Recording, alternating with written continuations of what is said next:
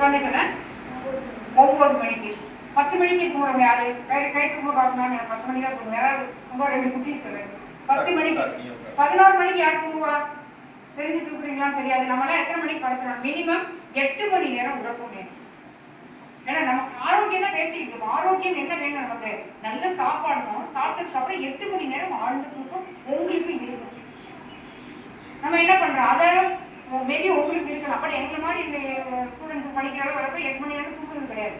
அதுலேயும் ஒரு டிஸ்ட்ராக்ஷன்.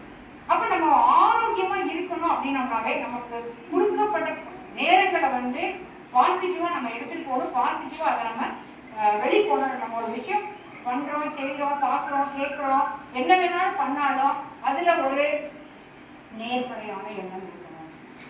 எப்போ ஒருத்த பார்க்குற ஒரு பையன் தப்பு பண்ணா கூட என்ன பண்ணணும்? அந்த தப்புக்கு மட்டும் அவனை கண்டிச்சுட்டு அப்படியே விட்டுறணும். அவனை எப்போ பார்த்தாலும் நம்ம சொல்ல சொல்ல சொல்ல நமக்கும் அவனுக்கும் வந்து ஒரு கனெக்ஷன் வந்து நெகட்டிவா மாறிட்டு. ஸோ அந்த கண்டிக்கிறது கூட பணிவோட அன்பு. டீச்சர்ஸ் எல்லா நேரமும் நீங்க நினைக்கக்கூடாது. அந்த மேடம் சொல்லிட்டு போயிட்டாங்க, சார் வந்து அப்படி கிடையாது. ஒரு தடவை மிஸ்டேக் பண்ணி சார் சொல்லிட்டாருன்னா அடுத்த தடவை என்ன பண்ணக்கூடாது? அதை செய்யவே கூடாது. செய்யவே எதுக்கு செய்யக்கூடாது? பேசக்கூடாது அப்படின்னா என்ன அர்த்தம்? பேச அந்த டைம்ல பேசக்கூடாது.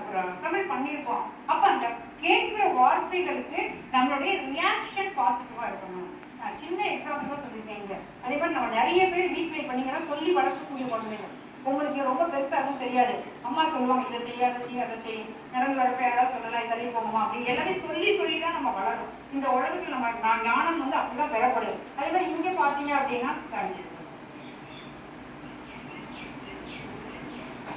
நீங்க ஸ்கூலுக்கு வந்துட்டா உங்களுக்கு யார் எல்லாம் சொல்றா? டீச்சர்ஸ் சொல்றாங்க, எல்லாமே சொல்றாங்க. எப்படி ட்ரெஸ் போட்டு வரணும், எப்படி இருக்கணும், எப்படி உட்காரணும், ஒரு ஃபங்க்ஷன்னா எப்படி பேசணும், எல்லாமே ஒரு ஒரு குறிப்பிட்ட வயது வரைக்கும் நம்ம சொல்லி நம்மளுடைய ஆக்கங்கள் வந்து செய்யணும். அப்ப நம்ம ஈஸியா இப்ப இருக்க இந்த மாஸ் ஜென்ரேஷன் இந்த குட்டி பசங்கள்லாம் என்ன பண்றாங்கன்னா யாரும் சொன்னாலும் கேட்கக்கூடாது. அப்படி உதாசீனப்படுத்த கிடையாது. நாங்களே இங்க நிற்கிறோம் அப்படின்னா எங்க வீட்லயும் எங்க டீச்சர்ஸ் எல்லாம் சொல்லி சொல்லி வளர்த்ததுனாலதான் இங்க நிற்கிறோம். என்னுடைய மாணவன் வந்து அவனுக்கு நிறைய வேலை இருக்கு.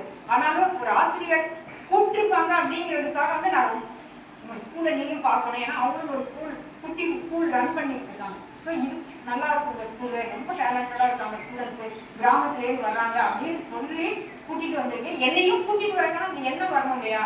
என்னால முடியாது, நீங்க எப்படின்னா போங்க சொல்லலாம். நம்ம ஒரு செயலை செய்யறப்பயே நமக்கு யாரு